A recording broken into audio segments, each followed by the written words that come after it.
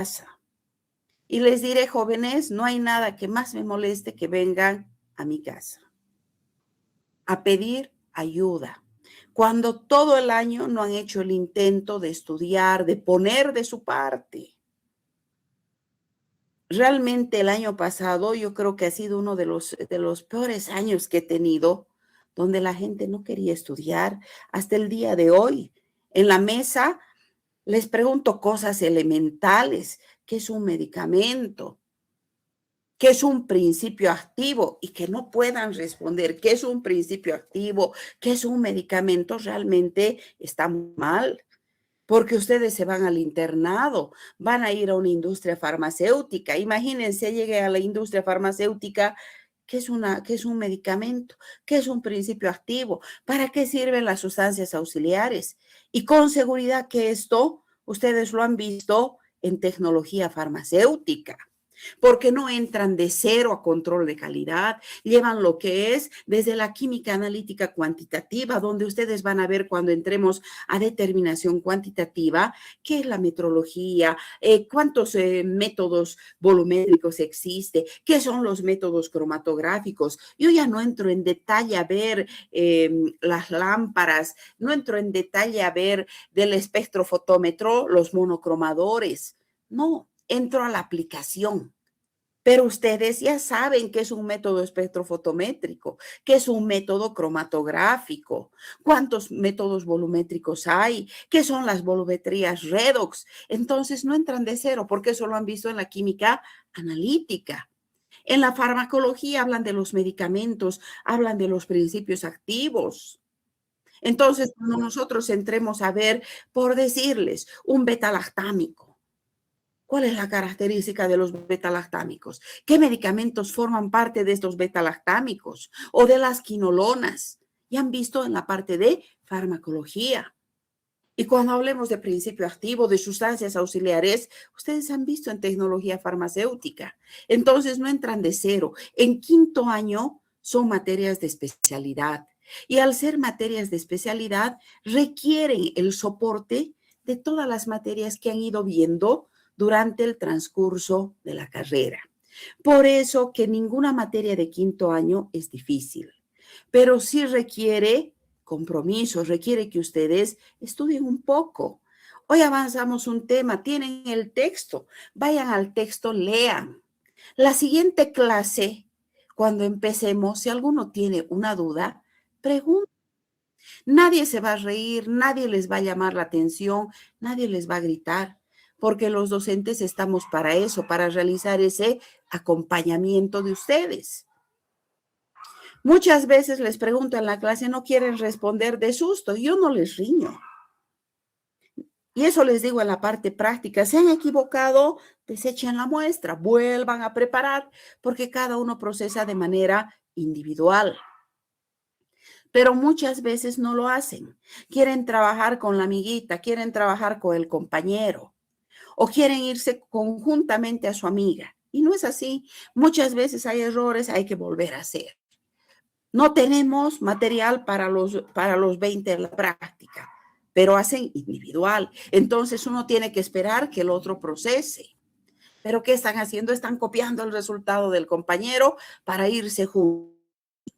¿Quién es el perjudicado? No soy yo, son ustedes, porque no están aprovechando. Y en el internado hay problemas. Muchos reprueban en el internado. Es más triste que en el internado les reprueben. Muchos desertan del internado, van al internado y no se sienten capaces, no pueden, porque sobre todo en los lugares donde hay un volumen de muestras, no tienen esas habilidades, esas destrezas y lastimosamente, ¿por qué? Porque no han hecho la parte práctica. Entonces, jóvenes, la materia no es difícil. No me invento las preguntas del examen. Las preguntas del examen yo les demuestro. Cuando dan el examen, la siguiente clase les doy las notas. Los que quieren ver, toditos pueden ver su examen. Y les demuestro con el libro dónde está la respuesta. Y tampoco hago preguntas rebuscadas. Simplemente ustedes lean, estudien, terminamos la clase, estudien ese tema que es cortito. En la parte práctica es donde más problemas tengo. De 2 hojas, un repaso, sacan notas bajas. Y eso les recalco, les digo, en la parte práctica son 2 hojas para el primer, segundo, tercer examen práctico. Y les pregunto solo de esas 2 hojitas. No entran técnicas, no pregunto jamás técnicas. Pero igual las notas son bajas. Los ejercicios, les recalco, ustedes saben resolver un ejercicio, van a poder resolverlos todos, pero no sé por qué no hay ese interés del estudiante en resolver, en estudiar. Y si no hay eso, desde luego que las notas van a ser bajas.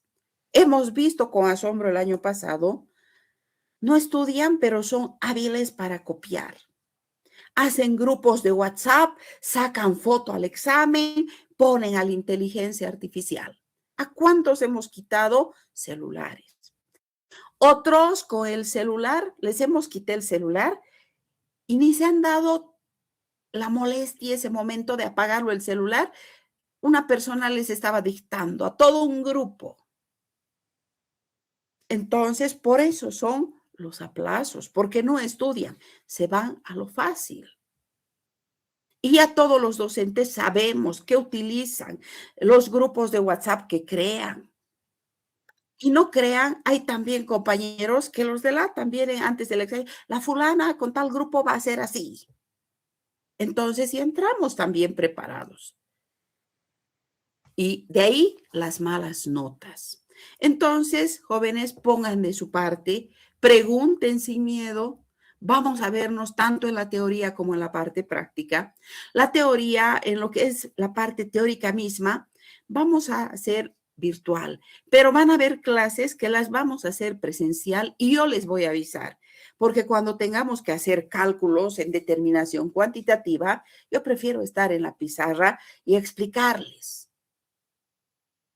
Entonces, vamos a hacer las clases híbridas, virtual y presencial. Pero para la presencial, yo les voy a indicar. Y todo lo que les indique ustedes el día viernes o sábado, ya pueden hacer su classroom de control de calidad y ver qué indicaciones he dejado.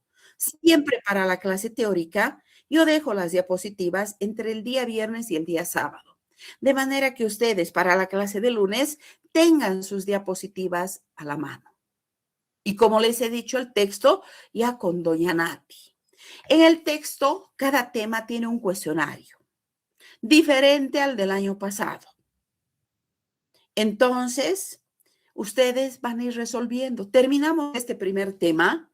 Lo primero que tienen que hacer es leerlo el tema y resolver el cuestionario.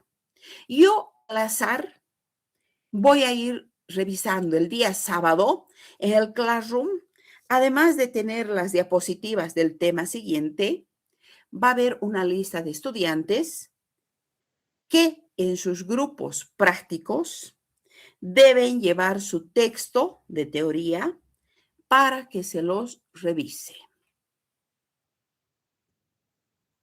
¿De qué? Del cuestionario, que ahora les he puesto no más de 5 preguntas, para que no sea ampuloso, para que no sea demasiado largo, porque yo sé que no es la única materia. Entonces, de esa manera vamos a ir desarrollando la parte teórica. Y ya en la parte práctica les daré las instrucciones. Entonces, para dar inicio a esta parte teórica, lo primero que hacemos siempre los docentes es presentarles el plan global. ¿De qué trata la asignatura? La asignatura tiene una denominación, control de calidad de medicamentos. El sistema de facultad es anual. Esta asignatura es del área de farmacia y está ubicado en el 5º año. Tenemos a la semana una carga horaria de 2 horas teóricas y 3 horas prácticas por cada grupo. Y lo que les decía, al ser materias de especialidad, tenemos áreas de coordinación. Entra la química general inorgánica, la química analítica, la tecnología farmacéutica, la farmacología, el análisis por instrumentación, que es la química analítica 1. ¿De qué trata el control de calidad? ¿Por qué el control de calidad? porque todos los medicamentos, y les voy a decir así bien resumido para no leerles, todos los medicamentos, ¿a quién están destinados? A los seres humanos. Y al estar destinados a un ser humano, deben cumplir condiciones de calidad, de cantidad. ¿Qué ocurre si nosotros, en la elaboración de un medicamento, en la parte de tecnología farmacéutica, utilizamos un principio activo en menor cantidad? No va a producir el efecto terapéutico. ¿Y a qué conlleva eso? A que esa patología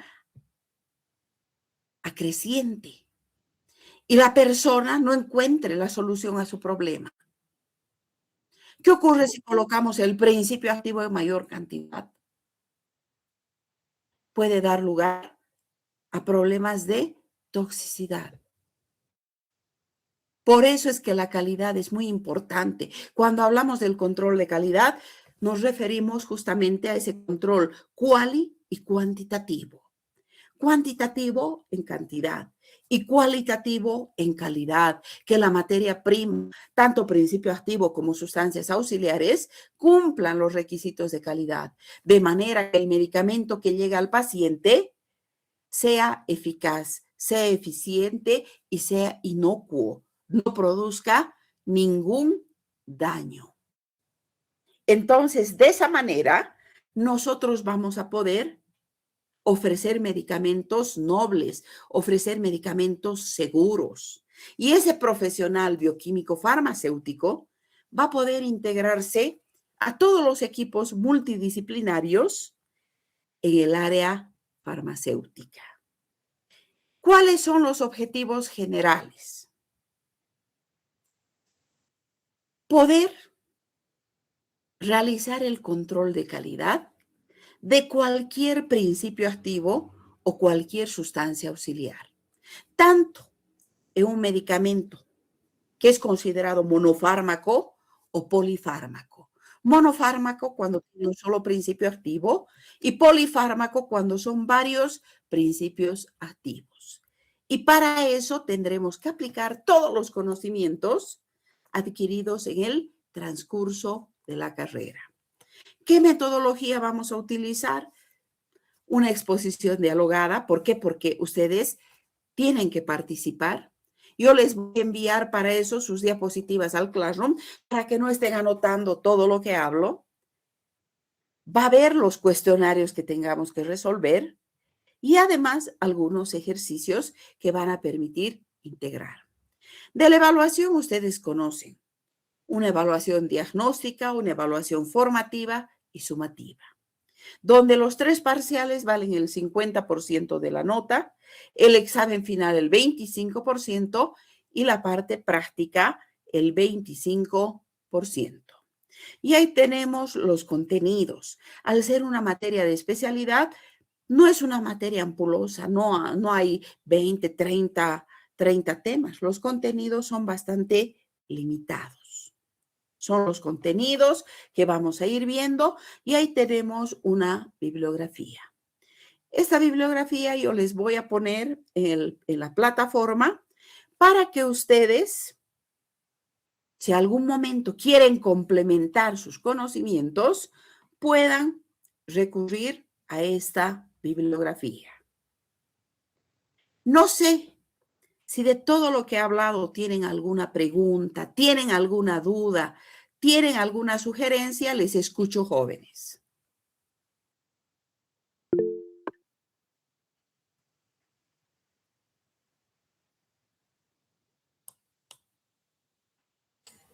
Doctora, disculpe, buenos días. Sí, buen día. Mencionó que las preguntas del cuestionario del libro lo modifica cada año.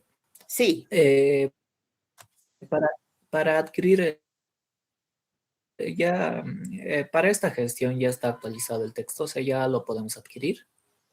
ya lo pueden. Desde el día de hoy ya está actualizado. Yo he dejado ya con doña Nati porque he incluido inclusive 2 temas más.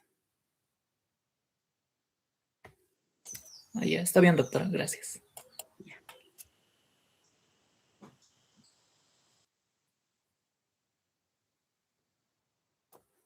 ¿Alguna otra duda?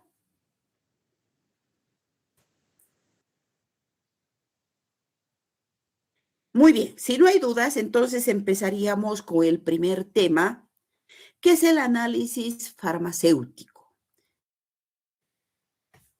Y para hablar nosotros del análisis farmacéutico, de todo lo que es farmacia, debemos abordar el medicamento. No sé cuál de ustedes puede decirme qué es medicamento. En lo que han aprendido, ¿qué es un medicamento?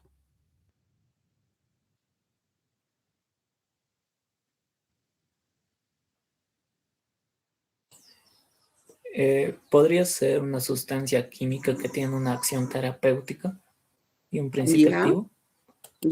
ya, está bien. Eso es lo que normalmente nos dicen, ¿no ve? Medicamento es toda sustancia que va a producir un efecto terapéutico, que va a curar, aliviar, prevenir, mitigar una enfermedad.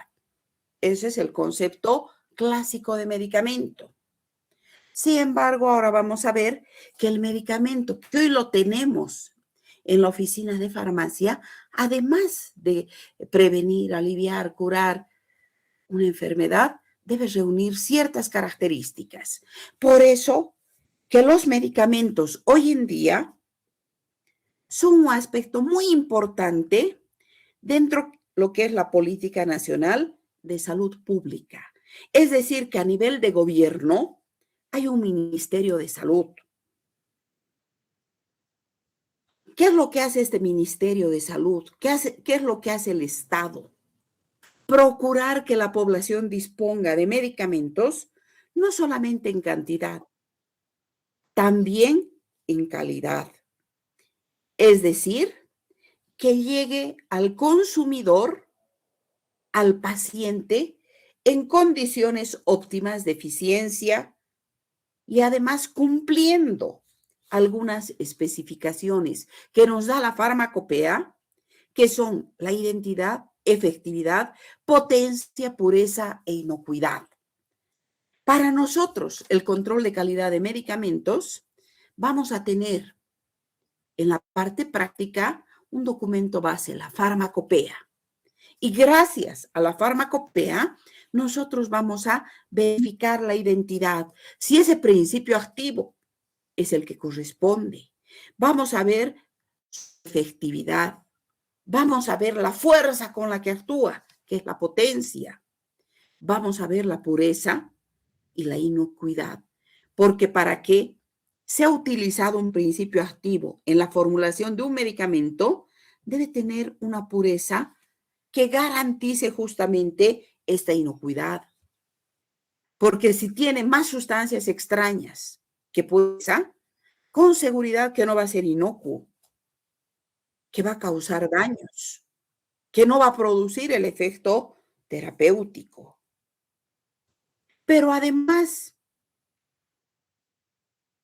de que la calidad del medicamento es preocupación de los gobiernos en todos los países a nivel mundial, existen también organismos internacionales como la Organización Mundial de la Salud, la Organización Panamericana de la Salud, que tienen como fin estimular el desarrollo armónico de la industria farmacéutica. ¿Y cómo van a estimular ese desarrollo armónico de la industria farmacéutica? De manera que cuando este farmacéutico ejerza su función aquí en Bolivia, en el Brasil, en México, y desarrolle las mismas técnicas y esté dentro de los mismos lineamientos de calidad. Para eso, estos organismos internacionales que son la OMS y la OPS, lo que hacen es regular la producción de calidad y normar la investigación. Entonces, van a estimular ese desarrollo armónico de la industria farmacéutica a través de estos dos factores, la producción de calidad y la investigación. En esos dos factores hacen énfasis. Y por esa razón, el control de calidad de medicamentos no solo se debe a razones comerciales, no solo hacemos control de calidad para poder vender más, sino sobre todo por razones éticas. por razones legales y por razones sanitarias. Porque al realizar un control de calidad en el medicamento, ¿qué es lo que estamos haciendo? Garantizar que ese medicamento reúna las condiciones de calidad, de pureza, de eficacia, de exacta dosificación para evitar caer en lo que es la toxicidad. Entonces, el control de calidad no solamente es porque es comercial, sobre todo por razones éticas, legales, sanitarias, porque los medicamentos están destinados a seres humanos y debemos ofrecer a nuestros semejantes productos nobles, productos que no produzcan daño. Y esa es la función del control de calidad. Lastimosamente en nuestro país, pese a que el gobierno tiene un Ministerio de Salud y en departamento tenemos las regionales de farmacia que deberían estar recolectando muestras y haciendo controles de calidad en forma diaria. No se hace. Por eso que todavía en nuestro país ese control de calidad es incipiente. Se obliga a la industria farmacéutica a tener su laboratorio de control de calidad. Se obliga a la industria farmacéutica a sacar el registro sanitario de cada medicamento. Pero lo que está fallando es a nivel de gobierno, a nivel de ministerio. Si bien hay un laboratorio de control de calidad y medicamentos en la ciudad de La Paz, que es el CONCAMIT, que depende del INLASA, pero el CONCAMIT no abastece a todo Bolivia. Lastimosamente, el CONCAMIT hace lo que puede. Por un lado, los registros sanitarios para la industria farmacéutica, cuando quieren habilitar un medicamento, hacen las pruebas de control de calidad. Si ese medicamento cumple con las condiciones, registro sanitario. ¿Qué es el registro? La vía libre para que esa industria pueda comercializar ese medicamento durante 5 años sin ningún tipo de control. Pero lo que hace falta es controlar la calidad de los medicamentos que ya están circulando en ese registro sanitario, porque a la industria nadie más le controla. Entonces la industria puede adulterar, puede falsificar durante esos 5 años y no hay quien controle. El control que se hace es mínimo. Ahora, ¿cómo surge el control de calidad de medicamentos? Miren, no es reciente. El control de calidad de medicamentos ya surge el año 1559 con una disposición, mejora de la ordenación farmacéutica. Se da en la ciudad de Nuremberg, Alemania, donde se establece un sistema unitario para pesar los medicamentos. Desde luego que en aquella época no existía ese medicamento moderno que hoy tenemos en las farmacias y que produce la industria farmacéutica. Esa época eran preparados galénicos, preparados magistrales, que el farmacéutico realizaba tras botica. Tenía la farmacia, el paciente iba con su receta personalizada para su patología y el farmacéutico ejercía este arte de mezclar y obtener ese preparado galénico que entregaba solo a ese paciente y que ese paciente podía utilizarlo máximo en 15 días. Pero pese a eso, ya tenían un sistema unitario para pesar los medicamentos. Y esa fue la primera noticia de que ya se hacía un control de calidad. Claro que en esa época no sabían que se trataba de este control de calidad, pero ya utilizaban un sistema para poder pesar los medicamentos. Ese mismo año, en 1559, Valerius Cordus, un científico, elabora la primera farmacopea oficial con el nombre de Dispensatorium. Y a partir de ese momento, poco a poco, se van realizando diferentes técnicas, todas dirigidas a garantizar la calidad del medicamento. Y esto fue más necesario en el siglo XX. ¿Y qué factores han influido para esto? Uno, que en el siglo XX ya no hay la farmacia galénica. Empieza la industrialización del medicamento. Entonces, había formas galénicas que había que industrializarlas. Había que convertirlas en formas farmacéuticas. Ya empieza a aparecer un gran número de moléculas con potencial terapéutico, que eran los principios activos y las sustancias auxiliares. Entonces, los medicamentos, los preparados galénicos, que eran remedios secretos. ¿Por qué? Porque el farmacéutico tras botica preparaba solito, sin equipos. Entonces, esos retos que decían, esos preparados galénicos, fueron combatidos a mediados del siglo XX. ¿Por qué? Porque empiezan a aparecer nuevas moléculas más potentes, empiezan a querer industrializar el medicamento. Y en 1947 ya se toma en cuenta la estabilidad. Se ve que las formas farmacéuticas líquidas, que la preparación galénica eran zumos, se contaminaba muy rápido de hongos. ¿Por qué? Porque eran poco estables. Entonces se desarrolla una normatividad sobre la estabilidad de formas farmacéuticas líquidas. Y ya el control de calidad empieza a generar ensayos. En la primera farmacopea, que era la farmacopea americana, la USP, en 1950 introduce lo que son las pruebas de desintegración. En 1975 ya empiezan el test de disolución. Todo esto para formas farmacéuticas sólidas. Surgen los medicamentos genéricos para llegar a la mayor parte de la población. Y en Estados Unidos, que tenía la farmacopea americana, la USP, define que estos genéricos,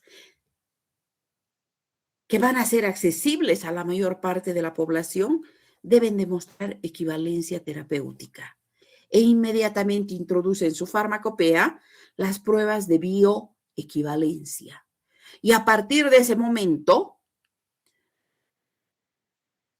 surgen las asignaturas de biofarmacia y farmacocinética.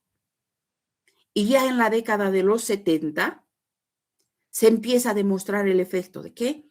Tamaño de la partícula, tipo de red cristalina,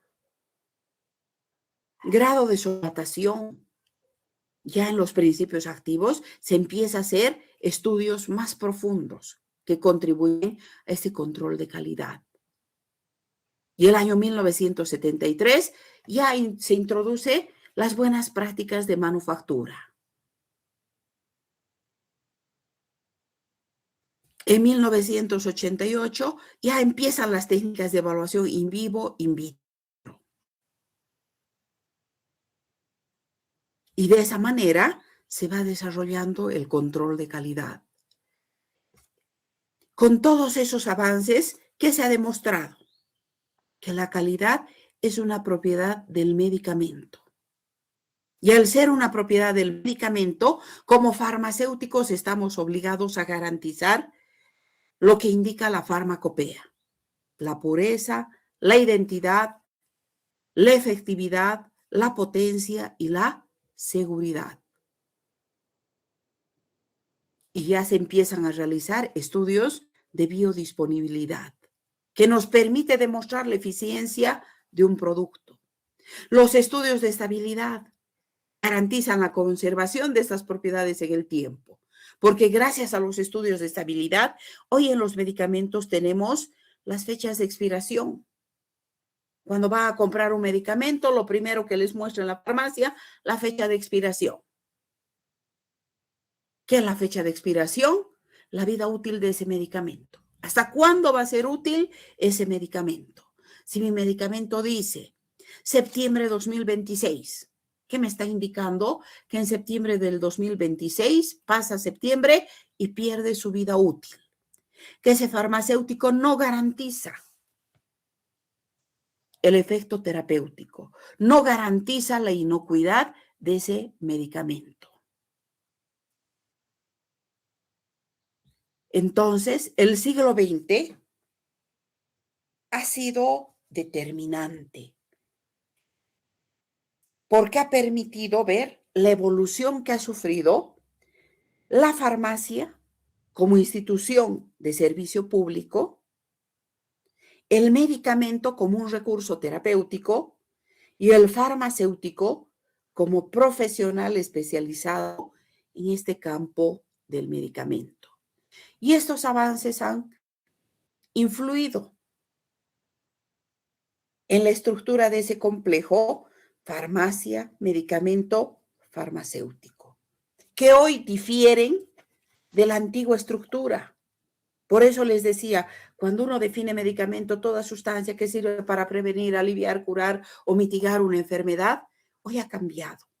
Hoy se ha aumentado algunas cosas para que ese medicamento pueda cumplir con su cometido. Y ha sido a partir del siglo XX que ese cambio ha sido radical. ¿Por qué? Porque la farmacia deja de ser esa silenciosa oficina donde solamente estaba el farmacéutico y donde ese farmacéutico solito se dedicaba a formular medicamentos magistrales, productos galénicos, ejercía el arte de mezclar sustancias y obtener preparados galénicos interpretando la receta médica y que además estaba prescrita de acuerdo a la dolencia del paciente. Y esto termina en el siglo XX. ¿Por qué? Porque además el médico deja esa práctica de formular para cada paciente. A partir de ese momento, la farmacia tiene sus estantes llenos de especialidades farmacéuticas. Hoy el medicamento moderno se lo denomina especialidad farmacéutica. Y cada especialidad farmacéutica, además, con un nombre convencional que la industria le da. Tenemos un principio activo con diferentes nombres comerciales de acuerdo a la industria farmacéutica.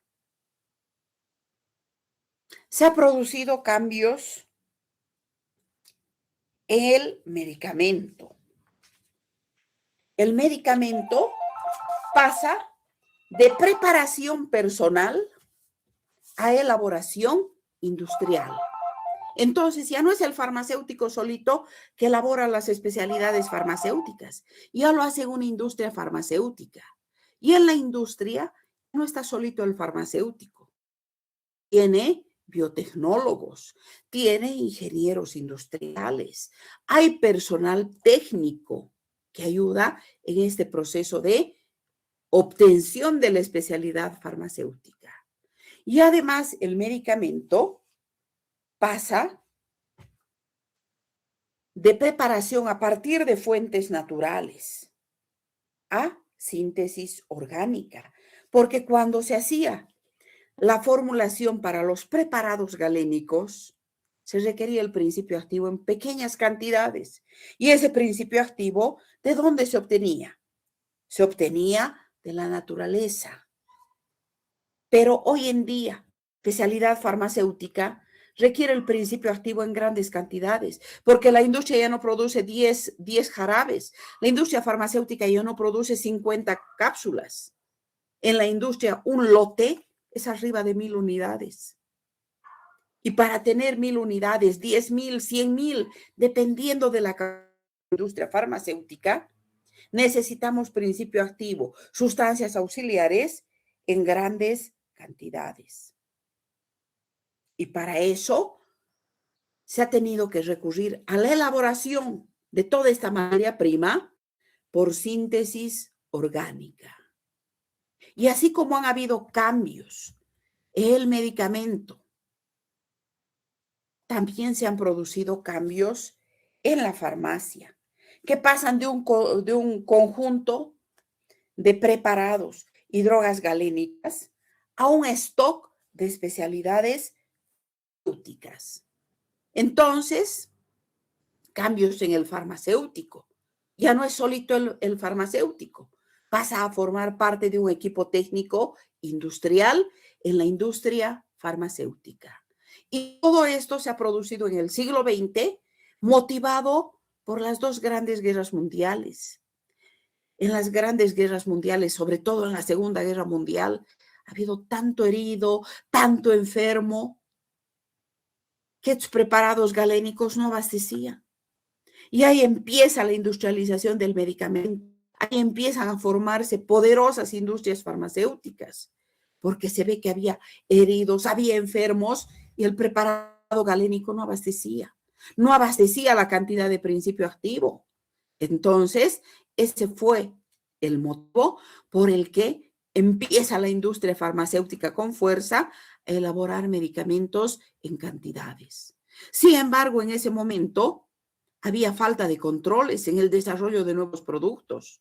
Y ustedes han visto desde la farmacología que han generado nuevos productos, pero que han producido toxicidad. El caso de la talidomida, que ha tenido que ser retirado, porque en lugar de ser beneficioso, ha sido contraproducente, ha producido mucho riesgo. Ha habido riesgos cometidos en las propias farmacias, porque la farmacia no estaba preparada para esta industrialización, para dispensar especialidades farmacéuticas.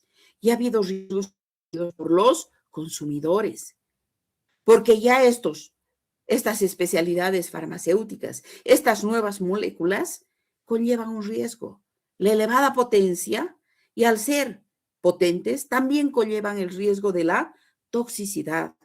Por eso que si hoy en día, al administrar una especialidad farmacéutica, nos salimos de la dosis terapéutica y entramos en la dosis tóxica, sería riesgoso. ¿Para quién?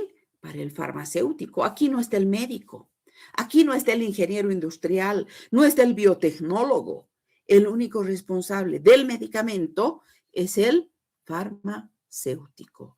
Por eso es que hay una necesidad de organizar un sistema sistemático, un control sistemático de todos los pasos durante la producción de ese medicamento y después de la producción de ese medicamento.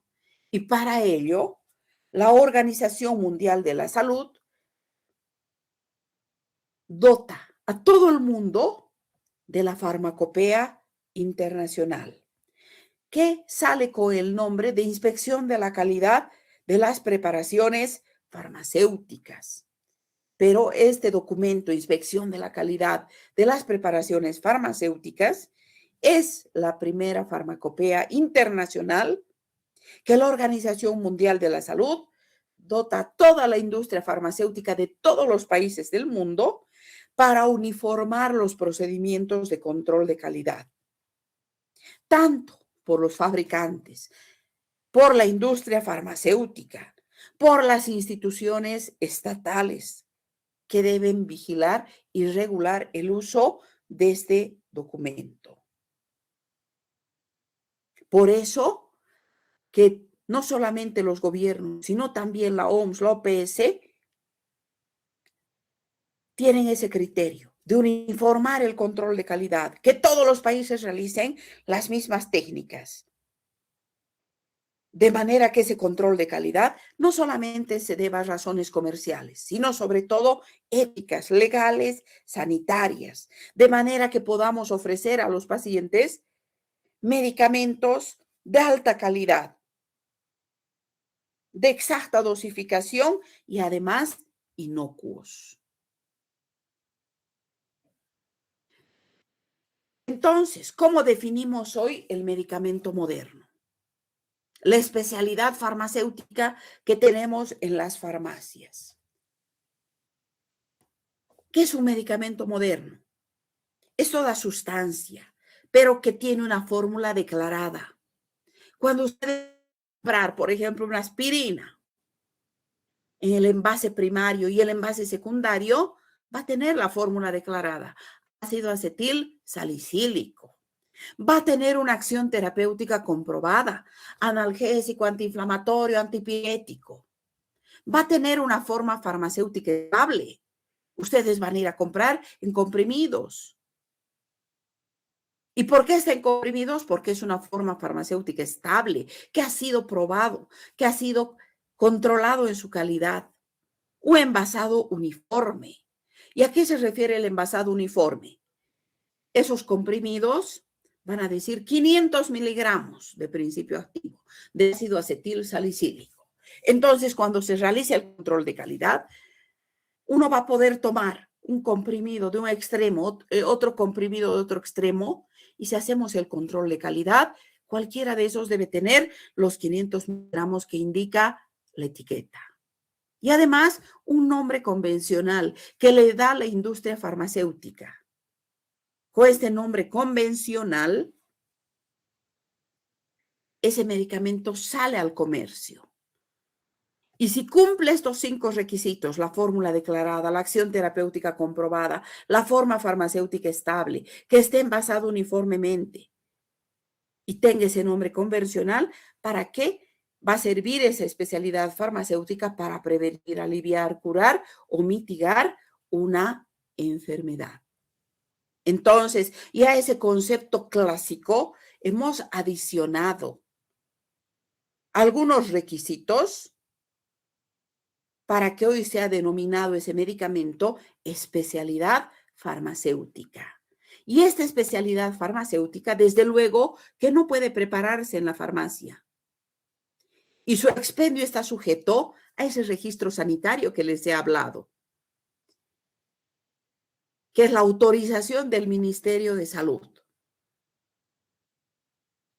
Y esta forma farmacéutica que vamos a administrar al paciente va a representar una ventaja en su acción terapéutica, porque hoy vamos a tener no solamente comprimidos, hoy tenemos en la industria farmacéutica para administrar a lactantes, a infantes, a adultos, a personas de la tercera edad. Antes no había esto, no había tanta forma farmacéutica.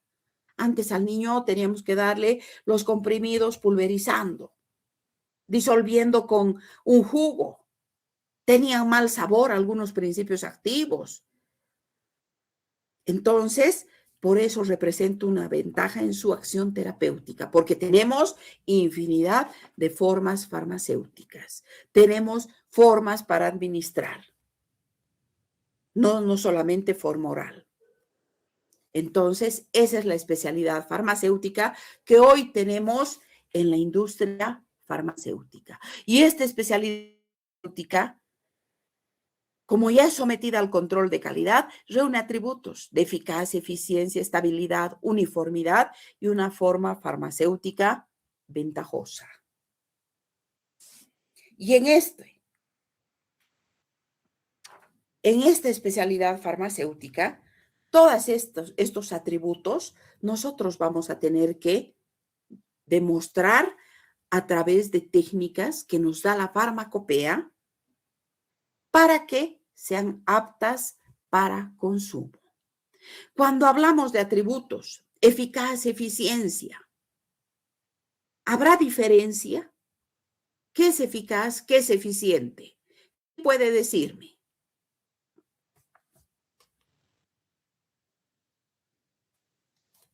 ¿O es lo mismo?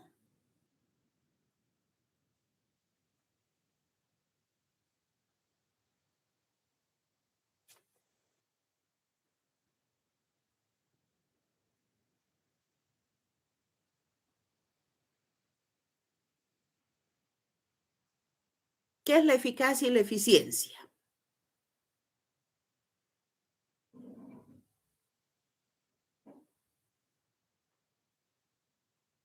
¿Ninguno? Buenos días, doctorita. Sí, hijito. En este caso podemos decir que la eficacia se puede centrar en un objetivo propuesto, mientras que la eficiencia enfoca en el proceso directamente y este alcanza el objetivo que se tiene. No sé si... Ya. Eso, o sea, tú has buscado en el Internet de manera general, no referida a medicamentos. Cuando nosotros hablamos de eficacia, por ejemplo, en el medicamento, ¿a qué nos referimos? A que va a producir el efecto terapéutico. Si es un analgésico, va a calmar el dolor. Si es un antiinflamatorio, va a bajar la inflamación. Esa es la eficacia. Va a producir el efecto terapéutico.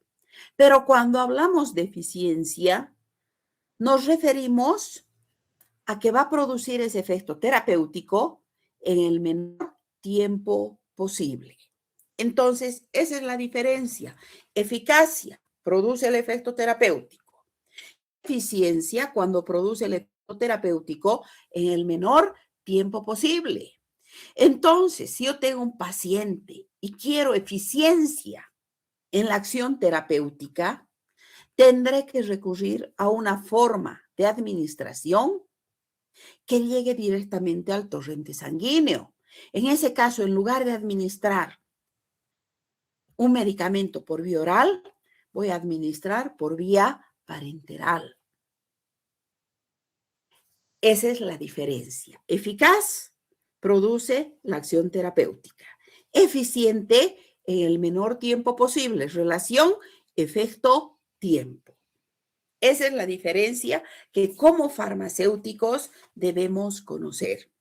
Por eso, hayan visto, cuando buscan en el Internet, no es específico para el medicamento. Y eso ocurre muchas veces en los exámenes. Les doy un examen, están en un grupo de WhatsApp, sacan foto, ponen a la inteligencia, les da una respuesta general. Muchos dicen, pero si he hecho con inteligencia, ¿por qué me he sacado mala nota? ¿Por qué? Porque han respondido algo general. No es referido al medicamento. Entonces, esa es la diferencia. Eficaz produce el efecto terapéutico. Eficiente en el menor tiempo posible. Y cuando hablamos de estabilidad, la estabilidad relacionada con la vida útil del medicamento va a ser estable durante un tiempo. Y ese tiempo es la fecha de expiración. Ese tiempo es el que va a mantener activo ese principio activo.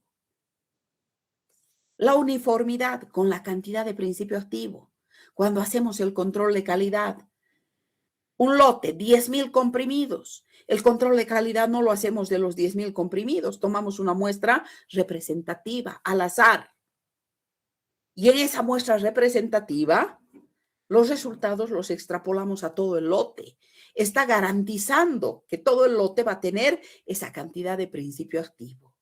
Y la forma farmacéutica ventajosa es la forma de administración, muy relacionada con la vía de administración. Que les decía, hoy tenemos gran cantidad de formas farmacéuticas que nos permite administrar a todos los pacientes. Y por eso que todo medicamento debe reunir la calidad farmacopea. La calidad farmacopea. ¿Y qué es la calidad farmacopea? Son todas las pruebas y ensayos que cumplen las drogas de uso farmacéutico, además de las especificaciones para los resultados y los métodos a emplear en cada caso. Entonces, cuando nosotros hacemos el control de calidad, vamos a hablar de calidad farmacopea, porque todo lo vamos a hacer en función a la farmacopea. Entonces, ¿qué había sido el control de calidad de medicamentos? Existen varias definiciones, pero todas dicen lo mismo. Según la Organización Mundial de la Salud, un conjunto de procesos. No es una técnica, no es un procedimiento. Es un conjunto de procesos que nos permite obtener o nos permite preparar de manera uniforme los lotes de medicamentos. De manera uniforme. Porque cuando hacemos el control de calidad de un lote, les he dicho, no lo vamos a hacer de los 10,000 comprimidos. Vamos a hacer de una muestra representativa que garantice la uniformidad de ese lote. Ese es el control de calidad, conjunto de procesos que nos permite preparar en forma uniforme los lotes de medicamentos. Otros autores dicen, es la elaboración de productos con óptimo grado de excelencia, ¿Qué significa el óptimo grado de excelencia? Que cada unidad producida y controlada y sometida al control de calidad va a ser el resultado de un proceso vigilado y autorregulado en todos sus pasos, de manera que podamos ofrecer al paciente, al consumidor, productos nobles, productos serios, garantizados y siempre iguales a sí mismos. ¿Por qué siempre iguales a sí mismos? Porque de todo ese lote y de todos los otros lotes, las características de control de calidad deben ser las mismas, porque la farmacopea nos va a dar los mismos procedimientos para el control de calidad en cualquier lote de ese mismo principio activo.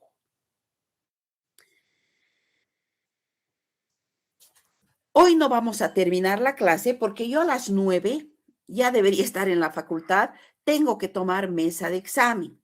Entonces, vamos a quedar ahí, jóvenes, vamos a quedar ahí y la próxima clase vamos a hacer una retroalimentación para continuar este tema.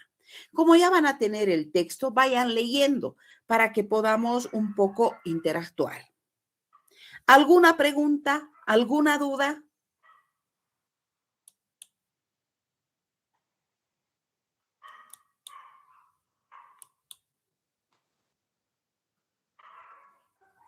¿No hay preguntas?